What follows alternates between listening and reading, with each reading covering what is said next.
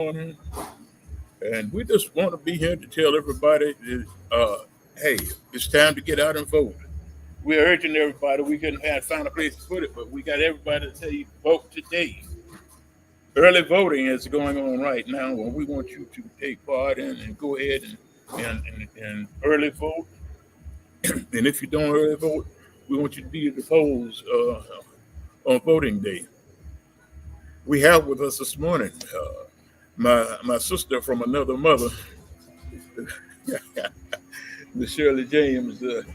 Good morning, Miss Shirley. How you doing? Good morning. I'm feeling much better. I'm still in quarantine, but I said, let me get up and get with Mr. Jerome. Reminding everybody to make sure that you stay up to date on your shots and especially in reference to the COVID virus. It's still out there. So make sure that you are trying to take care of yourselves and just that's all I can say is do what you can to take care of yourself so that you don't become affected by it, but then of course that you don't affect others around you. So Yes, ma'am. I tell that's you one what, thing that I want to say in terms of being healthy for yourself. Take care of yourself. Take care of yourself. very much so. Hey, we're down here at Kim's this morning, and we are hoping that some of the people come through that since it's raining, that they come through and make sure that they get out to vote and do what needs to be done. Do their due diligence. Let's put it that way. Right. Do their due diligence Right. in getting out to vote and make sure that we vote for the right person and right Mhm. people. There you Uh, go.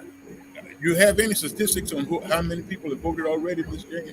No, I have not, and I have not made that inquiry. But I don't think, I have about two or three people that work with me through Black Voters Matter that are doing sign waving in different places. But I don't, and that's something that I need to follow up with and try and see.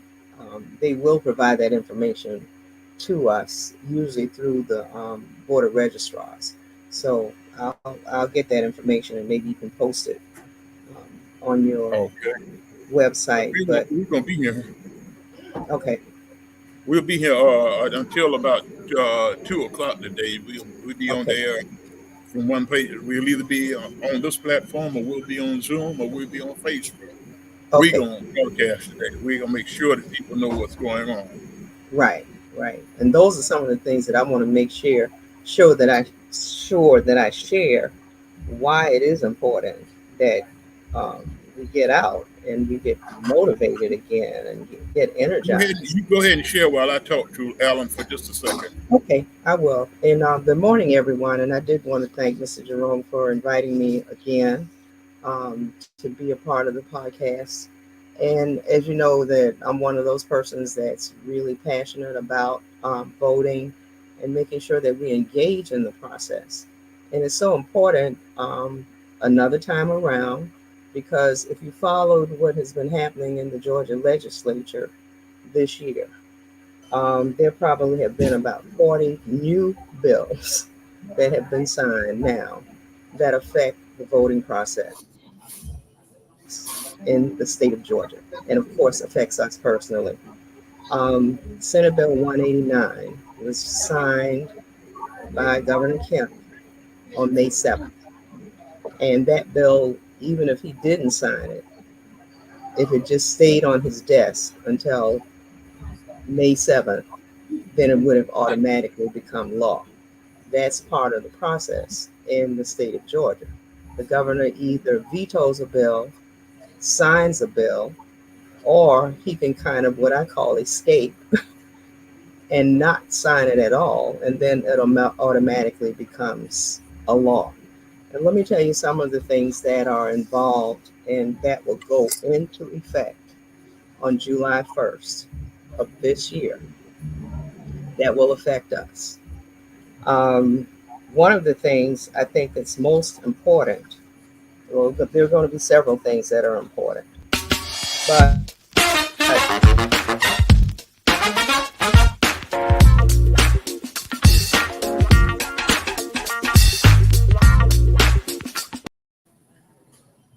know why he kicked that on, but go ahead, Michelle.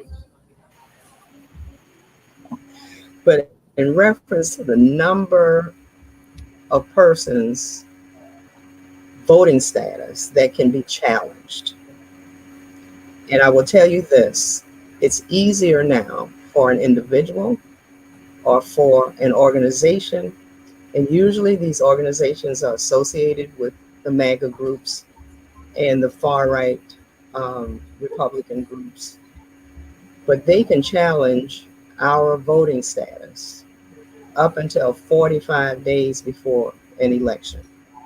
So that means an important date for you to keep in mind is September 22nd, 2024. Your voting status can be challenged up until that date. That's 45 days before the November 5th election. And within that period of time, if you're challenged by September 22nd, then our voting registration office has to go through a process of notifying us and seeing what they can do to cure or rectify us to say that we are eligible to vote. Now, the other thing you have to keep in mind is that if you are going to be required to re-register to vote, then the registration deadline for the November election is going to be in October. So what this law is doing is giving more persons more leeway, more freedom to challenge our voting status. And I was a victim of that in 2020 when I submitted my absentee ballot. My husband and I both submitted absentee ballots, and we were challenged. And I had to go down to the voter registration office in person and then find out what happened. And as a result of that, when I went back and looked at the notice that I got in the mail, and that notice was just like, it comes in an envelope that looks just like junk mail. So if you don't pay attention to the mail, that's how even now that you're being challenged, you may get a notice that you're being challenged by mail. But if you don't pay attention to the envelope, you could just toss it or throw it away. That's Okay? right. You know, that's something that we have to do. We have to pay close attention to our mail. Because a lot Yes. of us just pick the mail that ain't nothing important. We don't think it's important. We just trash it. So we have to pay attention. You got to pay attention to it and open it. And then, with the mail system as it is now, and, there are problems with processing mail in the state of Georgia, because you hear from our senators like Senator Ossoff and even some Republicans in the state legislature that are questioning why and what is happening with the mail process in the state of Georgia because it's so slow. That's going to affect the November election, if it doesn't already affect this one in May, because if you submit an absentee ballot, you know that your ballot has to be sent to you in the mail. And once you get the ballot, you either mail it back, but we always like to encourage that you hand deliver and take it back in person yourself. Well, So you say that. Well, just to interrupt you for just 1 second. Our mailings, what his name is, DeJoy, or whatever you call him. yeah, the Postmaster General, DeJoy. He when they gave him that position, he immediately tried to cut the mail delivery service. In fact, he cut it. He didn't try. He cut the mail delivery service. Where we were getting mail in one day, it took us a week to get it. Right. And now he's trying to privatize the postal system and get rid of the postal union and their workers. It's all an attempt to make the big man money. So we have to, this is why we have to vote, so that we can make these kind of decisions on who sits in what seat. Right. Right. Yeah. Yeah. The other thing that I want us to be aware of too, about the bill that the governor just signed, in addition to the number of challenges that can be made, is something that I'm very concerned about too, is our our homeless population. Because Yes. what they're saying now is that if you don't have a residential address, now, several of our homeless people, persons and citizens, they live in homeless shelters, or they might use that address of the homeless shelter. They may use an address for a church that they frequent. What the law says now is that anybody who is unhoused, let's just put it that way, and doesn't have a permanent resident address will have to register that address at the voter registration office. Now think Wow. about that. Think about that. Our persons are already at a disadvantage because they don't have any place permanently to stay. All right. So now you're asking them, they probably don't have transportation. Now you're asking them to go to the voter registration office in Chatham County, which would be on Eisenhower Drive. How are they going to get there? That's Ex- how all of the mail that's related to anything that's related to voting has to be registered at that address in Eisenhower. Wow. Now that's statewide. So that means that, and you think about the population that we have, and I say, but by the grace of God, I could be homeless. Any one of us. You don't know what's Exactly. going to happen the next day. And so you're disenfranchising a whole population of persons. Many of the persons who are in homeless situations are our veterans. So why are we Exactly. going to, it's just, I mean, some persons, they've lost jobs and, very, very capable persons just didn't have the means to continue to live where they needed to, where they were or reside where they were. So now you're putting an extra burden on them. But if they can't get to the voter registration office, then more than likely that's a voting population that's disenfranchised. Right. And then we have so many people that are registered to vote that don't vote. Right. In Chatham County alone, we've got about 4,200 people.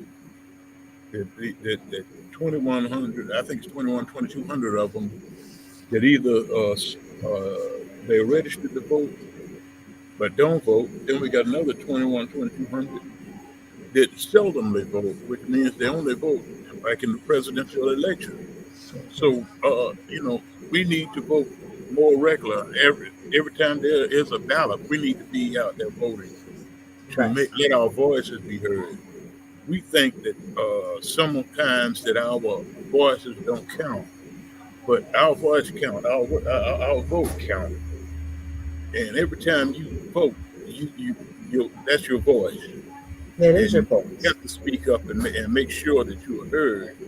Uh, I was listening to a young lady speak yesterday, and she was so eloquent about what she said when she said the fact that people sit back and try to let other people do the work. We can't sit back no longer. We have to get out there and let our voices speak for us. And good morning to you. Good morning to all y'all coming on this morning right now. Uh, yeah, but we have to vote and make sure that our vote is going in the right direction. We have to forget about voting for our friends. We have to vote for who's qualified and going to do the job for us. That's Uh, true. that's one thing we got. We got to get away from voting for friends. Uh, if we vote for all of our friends and they get in the office and don't do anything, then we're in trouble. Well, if you vote for a person and they get in office and they're not doing what you want, then the way to hold them accountable is that you have to participate in the different kinds of meetings, and whether it's a council meeting or a school board meeting, you have to go. So you know what's going on. You have to keep up with how they Exactly. vote. And then you have, I mean, if it's a personal relationship you have with them, then you talk to them about that and say, I don't agree with what you're doing. Let's look at what you're doing. There's a quote, Mr. Jerome, that I found, and I'm going to read it real quick for you. Go It's ahead. it was something that was said well, I'll read it not just for you, but for everyone who's listening. Something that was said by a person by the name of George Nathan. And this is what he said. He said, bad officials are elected by good citizens who do not vote. Exactly. That's the best statement I heard yet. When I saw that, I said, oh my gosh, this is wonderful. We have good citizens out there, but if you don't take the time to vote, if you don't think that your vote counts, that's how we get a lot of these officials in place that are making the kinds of decisions that are negative and that are affecting us because your silence is giving them more power. If we don't vote, we don't. We have nothing to say about who voted Right. because we didn't vote. You didn't. And if enough of us who aren't voting will go out and vote, then I think it'll change things. But things are not going to change until we participate and Right. that we actively get involved. And casting the vote is one way to do it. Right. Yeah. My co-host just stepped in, and I'm gonna let Very him take it for just a minute. That's Reverend Allen Maynard, okay. and we're gonna let him take hold for just a minute, and we're gonna step out the scene, show the scene for just a second. Well, good morning, Savannah. Good morning. Good morning. Good morning, Miss Shirley. Good morning. How are you doing, Reverend? Listen, I'm alive. I'm above ground. I can tell you that. Listen, I'm better than most, right? Yes, you are. Okay. So thank God for that. And I heard you talking about if we don't go out to vote, Uh-huh. we can't complain. No, that's very true. That's very true. Because, And you because first and foremost, a voteless people is a hopeless people. well, that is very true. And we have And I not want to, always we've not always been a voteless people, right. so we got to get back to that enthusiasm that we had. I'm so shocked at the low turnout of early voting. We haven't even got 3% of the votes of Chatham County. I, All these people that live in Chatham County, 3% has only cast their votes. I'm worried. yeah. I'm worried. Folks, somebody just asked me today, which vote is which election is more prevalent and more important. I said all are important, but your local is very important. It Yes. sets the preference for state and for national. Right. And it determines if we get the resources or not. Hmm. So Very true. we can advocate for resources through our local election. So people remember the local election is very important. Very important. So thank God for you, Miss Shirley, for your fight out there, telling them to go out and vote. The least, the lost, and the left out. Yeah. Thank you again for that. You're welcome. And I'm trying to go back and look at some of these laws that have just been Yeah. passed in the Georgia legislature. Yes. We talked about making it easier now for people to challenge our voter registrations. Yes. And for those of you who may just be coming on, that means that they can do it up until, I'm going to tell you the magic date, which is September the 22nd, because they can challenge our vote up until 45 days. Well, challenge our voter eligibility Yes. up Yes. until 45 days before the election, where in the federal law says that you can't do it beyond 90 days. Yeah. But Georgia has taken on now going against the federal law Yes. in 45 days. Yes. So what you're seeing is states and especially states that have majority Republican legislatures are passing a lot of these laws, I said, based on the big lie, based on misinformation, Misinformation. based on trying to make sure that they have control over the voting process.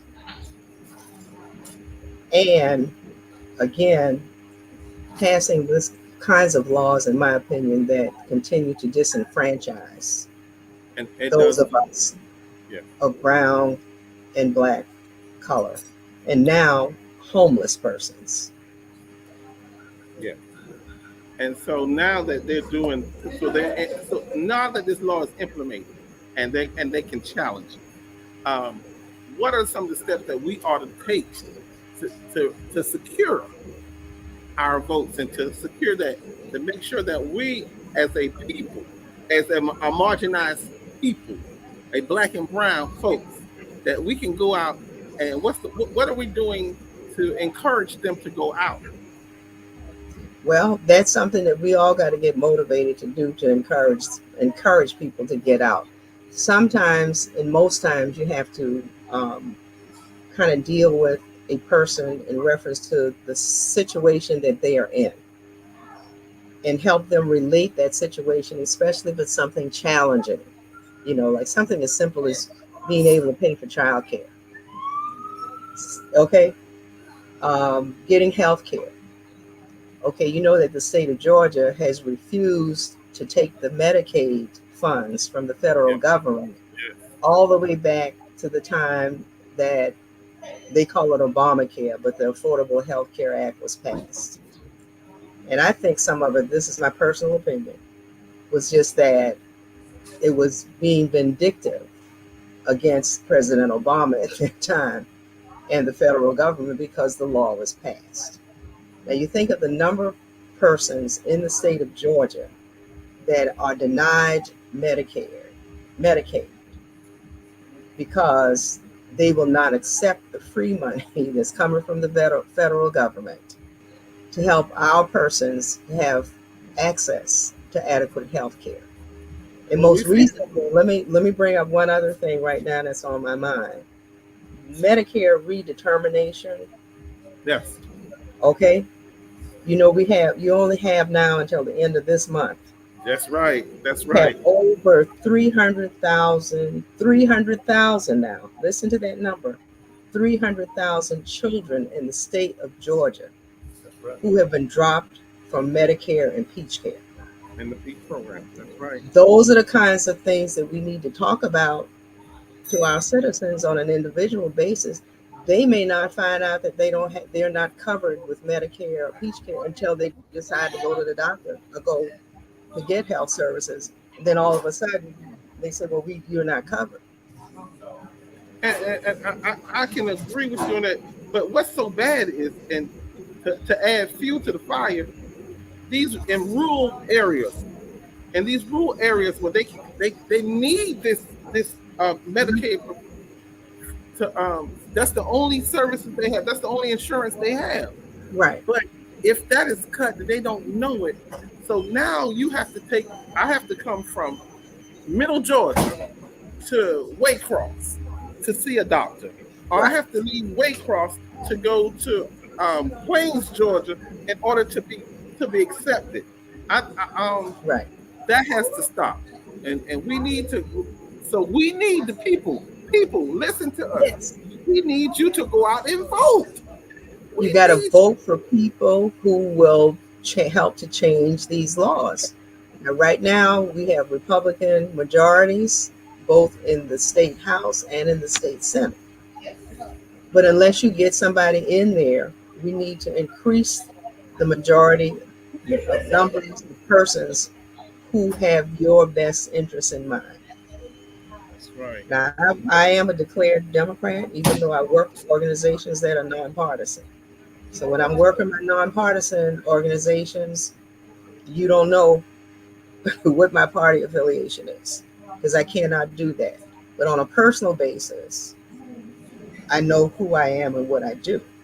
However, when you look at nonpartisan elections, and another thing that's important that people are not paying attention to is electing these judges across the state, not only locally, but the state of Georgia. The law says that judges are to be elected.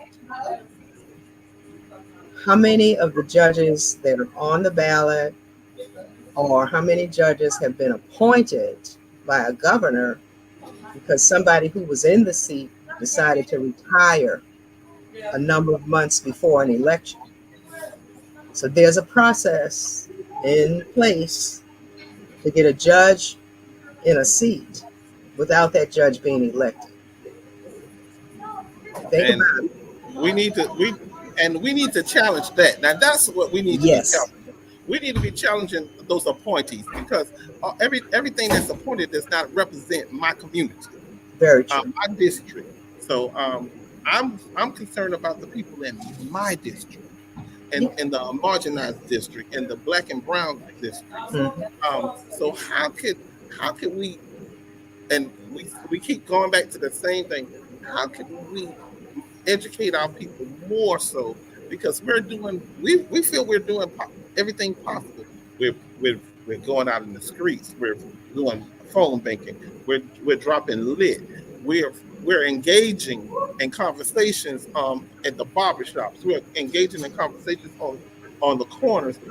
We're doing it in the church. But there are people that we're not reaching. There's a percentage of the people that don't go to church. There's a Right. percentage of the people that do not hear you on the corner. There's a percentage of people that. So how do we reach that percentage? So we got to figure out how to get what we call the trusted voices in those places where we're not used to going. And we're going to have to be willing to go there or either talk with that trusted voice and share this information with that trusted voice and let them be the voice. Yes. Okay? I You know know that that we're used to traditional ways of communicating, but we got to go outside the box. that's one reason we did this morning, this virtual marathon. We're going to be going until about 2 o'clock. We're going to be on there so everybody can get a chance to hear us Right. and make sure that the word gets out. Hey, you need to go vote. And how important it is for them to go to the polls to vote, and the reason, and that's why we brought you on this morning so that we can make sure that they get a good sound reasoning of why they need to go to the polls and vote. People are so uh, lackadaisy sometimes because they say, well, it don't matter to me, it ain't gonna happen to me. Right. But what you think is not going to happen to you happens to you, and Yes. you don't even know anything about it. I heard y'all speaking just a few minutes ago about those people in the rural areas. Uh, they don't have a hospital to go to anymore. They shut down all the hospitals, uh, and they have to go 100 to 100 to sometimes 200 miles to even get to a doctor's office. These are the kind of things that why we need to go vote because it was the politicians that closed them. And Right. those are people that we put in office, so we got to take them out of office. Yes. Like you said, and then we were talking earlier about the process, but there is a process. Even if we find them wrong before time, and then for them to vote, we can get them out of office if we do it in the right way and have due process to do it. And it's going to take some time to make the change, but the change can be made if we will vote and pay attention to the candidates. So sometimes we do have to, when we're outside of the box, then you have to also help persons to understand that they need to look at platforms. Well, I say, what is the candidate saying that they will do? If it's a candidate that's already in office, what have they done? And then what do they plan to do? Okay, so we got to talk about that. And I do have to say that for those persons who run for office, I do thank them and I appreciate them because you're putting yourselves out in the public. And a lot of times when you do that, you're making personal sacrifices to say that I want to be a public elected official. So I have to thank persons that have the courage to do that and the willingness to do it. Now, why they do it, that's what you, as a voter, need to find out. Why are they doing this? Are they doing this for me, to help me? Are they doing And this in our community? Miss Shirley, while we're on that subject, can you tell us some of the early voting polls that we can go to right now and cast our votes? Right now, you can go to the Civic Center from 9 until 5 through Friday. All the early voting will end on Friday. You can go, of course, to the voter registration annex on Eisenhower. You can go to, if you live in the area out where the mosquito control center is, you can go there. And there's a new place this year. I guess, what is it called? The Oatland. Goodness, I'm losing my papers, but it's I'll find it in a minute. I'll come back to you. But there's a fourth place where we can go. There are 4 places, and in 3 of those places they do have drop boxes. So if you have received your absentee ballot, rather When's the than last date for the absentee ballots? When's the Okay. last date for the absentee ballot? The last day that you can turn in an absentee ballot is on election day, but you have to turn it in on Eisenhower. Do you Okay. hear that, audience? We're trying to give you this information so you won't be behind the 8 ball, so you can be more advanced. Go out. And millenniums, y'all hear me. I want all the millenniums to hear me. I challenge all the millenniums to go out and vote today. I Yes. want to see the millenniums to come out and vote. I'm going to be at the Civic Center for a few minutes. I don't want y'all to meet me there. I want y'all to beat me there. I'm going to be there. Later on, we're going to also go out on Eisenhower. So I want to see some of the millennials out there. Don't stop. Don't let the rain stop you. No, The water. it's just water. I had a scene one time, water rush down and sink ships. But There you go. that's all it does. That's all. Yeah, but the thing about the absentee ballot too that everybody needs to know, and would you believe that the percentage of persons using absentee ballots now has dropped to about 3%? You know why? Because of the law that went into effect back in 2020, when we had massive use of the absentee ballot during the pandemic. Then, of course, too many people voted. There was no voter fraud involved. But what happened in the state of Georgia is the persons who won in the state of Georgia at the national level, who won the senatorial elections and the presidential elections, that wasn't how they wanted it to turn out. So then we got some more voting laws, one of which was to change the process for applying for and submitting an absentee ballot. So it's dropped now to about 3% in reference to persons who use it.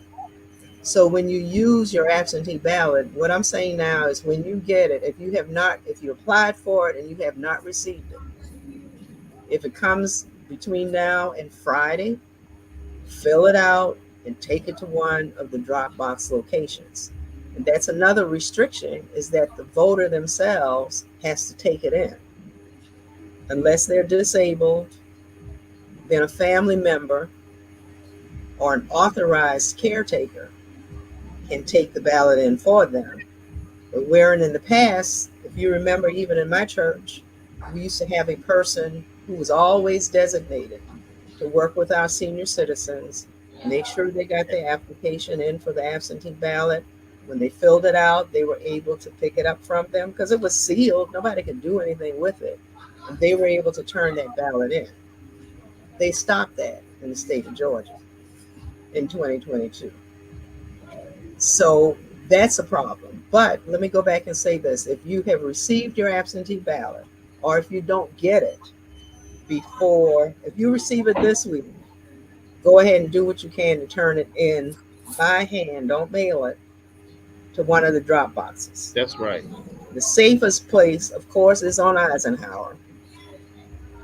But you can also drop it into the Mosquito Control Center, or y'all help me. It's the Oatland Island, that sort of like reference center, where school kids go all the time to where they have the animals. I'll come up with the name of it. The wildlife. The wildlife. Oakland Outlet Center. That's We- a new center. That's a We new, know what you're saying, but they need to know stuff. but they Um, need to know. So I'm yeah, gonna find they need out. to I'm know, gonna, so I'm gonna we- pull it up and get We the want to be address. correct and accurate when we give that information. And thank you, Miss Shirley, for that. And like I said, Miss Shirley, But I'm but let me tell challenging you this, millennium. huh? I'm going to challenge the Before we get to millennium. millennium, let me tell you this: if your absentee ballot, if the absentee, if your absentee ballot comes in the mail between now and the weekend or Monday, either take it to the voter registration office on Eisenhower, or you can actually take it with you to your precinct, turn it in, and then they will void that ballot, but they will allow you to vote in person.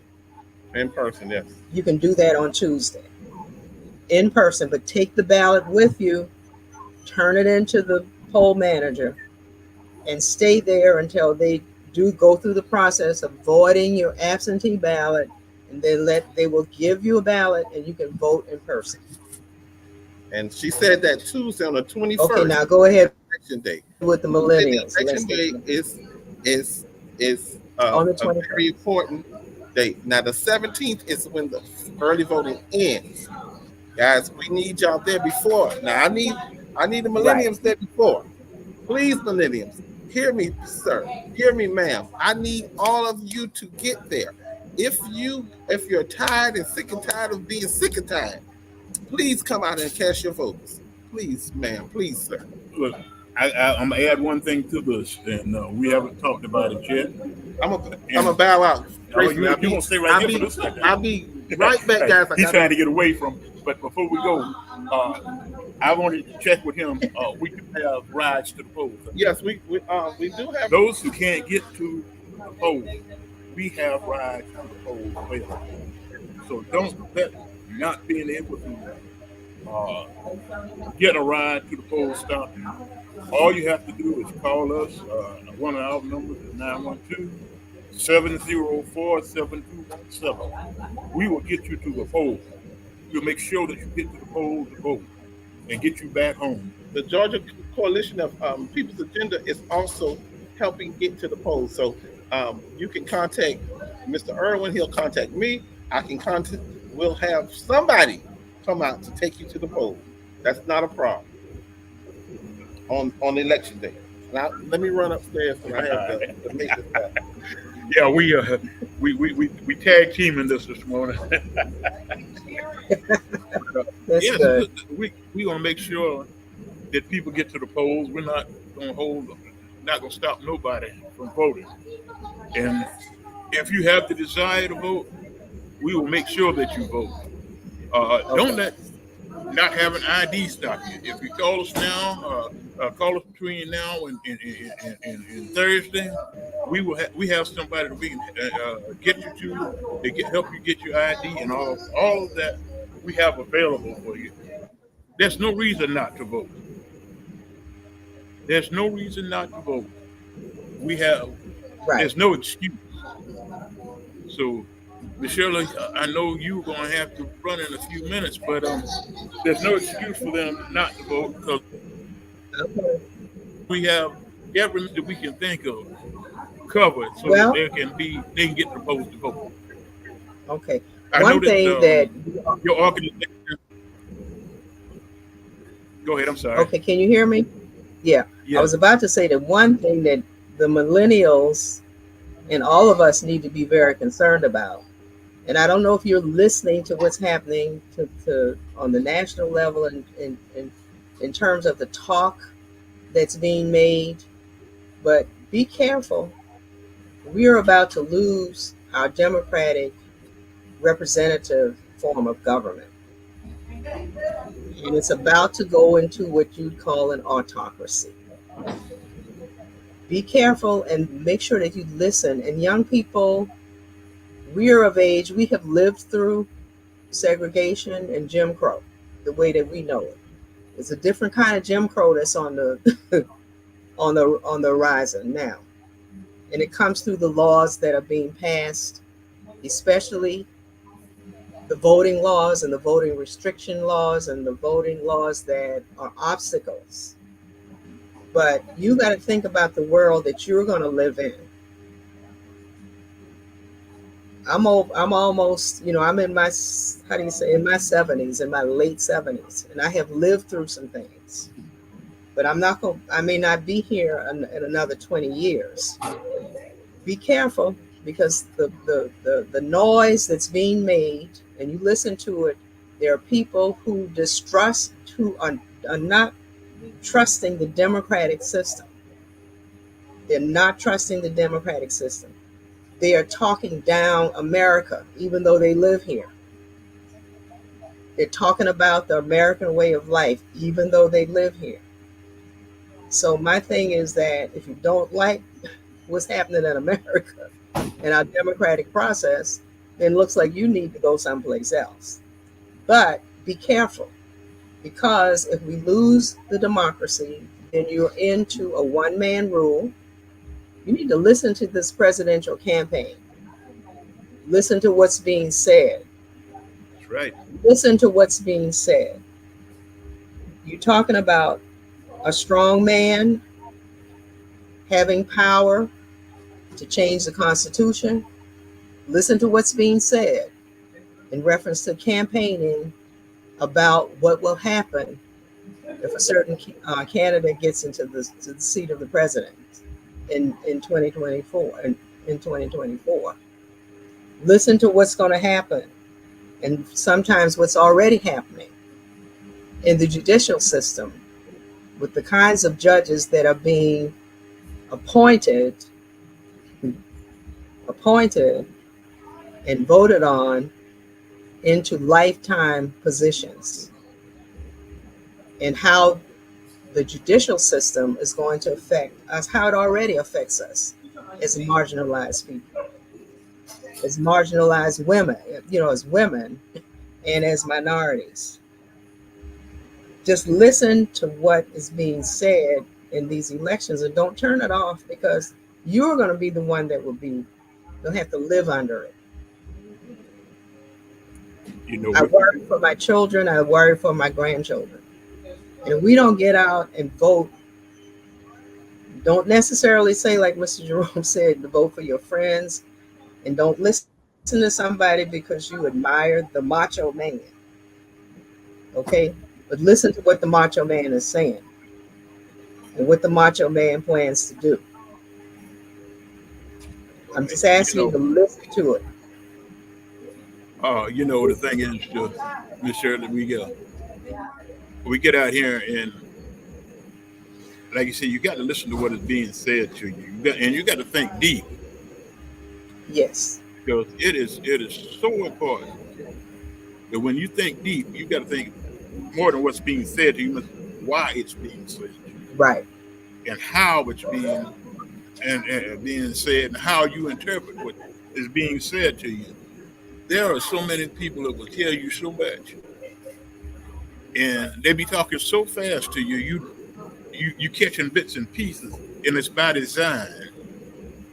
But like you said, if you listen to what goes on in today, and we got one man that wants to get in office, and when he gets there, he wants to change the voting system where he can stay there forever. Yes. We've got people that's coming that the Russians have hired to be in these positions, and it's against the rules. And when you find out these things, next thing you know, like you said, you're not in a democratic society anymore. You're in the autocratic society, and that makes a big difference. You don't have a say so to what goes on or what to do. You have to follow that one man's rules, and you be right back into worse than slavery then. Oh yes. So you will be told what to do, and you won't have any voice. Like we're asking you now to use your voice with your vote to tell the persons who are in office what to do. That's why it's important to vote. That's right. And if you look at what's going on overseas. People they're demonstrating and people being killed off because of they speak their mind. They tell people what's on their mind and tell them the right thing, but then next thing you know, they find them dead somewhere. They find them dead in prison. You know, you have to look at all this to see what is going on around you. We finding people dead in our prisons now, but they're not like they out speaking the voice. It's neglect and all that, and that's another thing that we have to vote on to make sure that we have the right people in the right places in the prison system to make Oh, sure yeah. that people are taken care of. We got sheriffs, we got uh, mayors, we got councilmen. All these things that account for us that we have to take care on the local level. We can't wait till the national election come in. We have to do it on the local election. Our local elections are so important that we have to make sure that we get it and do it at the local level. Stop all the foolishness now before it gets to the upper level. Uh, I know we are running short of time, but we didn't get started on time. But we're gonna let you give your closing statements, Miss Shirley. Well, my closing statement, I guess, is going back to what I opened with, and I'm going to start with that, is Go that ahead. bad officials are elected by good citizens who do not vote. And my message is, and especially to millennials, but to all of us who are voting, we are voting not only for the present day, but for the future. I do not want to see us as a country become an autocracy. There are certain rights and privileges that we have now. You can kiss those goodbye if our system, our democratic representative system, changes. So you Right. have to listen to what's going on, but you have to vote so that you will be able to live in a country. A lot of times we don't get all the rights and privileges that we need. When I think about, what's happened to us as women in terms of our reproductive rights and all of that, but that can be changed too if you get Right. the right people in office. Okay? So you have to That's right. vote for your future, your children's future, your grandchildren's future, and make sure that we can be in a country where our voices through our vote make a difference. Where our voices through our vote will make a difference. And John Lewis used to say it, that that's the most nonviolent but powerful instrument that we have is the power to vote. So please do it, but make sure that you get educated. And as I said before, for those trusted voices that are in those places that some of us don't think we belong or some of us don't think we can go, I want you to listen, to pay attention to what's going on and what may happen, because it affects you and your family and those who are around you as well.